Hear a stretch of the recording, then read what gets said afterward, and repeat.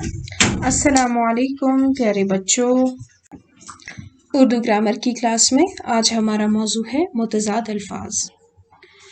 وہ الفاظ جو ایک دوسرے کے برعکس استعمال کیے جائیں یا مخالف معنی میں استعمال کیے جائیں انہیں ہم متضاد الفاظ کہتے ہیں۔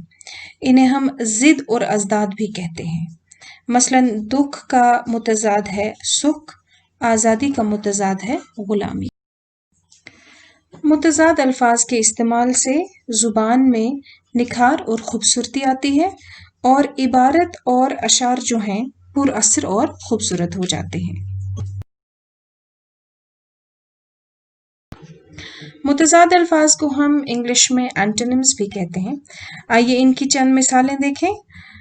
گرمی کی ضد ہے سردی، امیر غریب، دن رات، اول آخر، عزت ذلت، حقیقی مجازی۔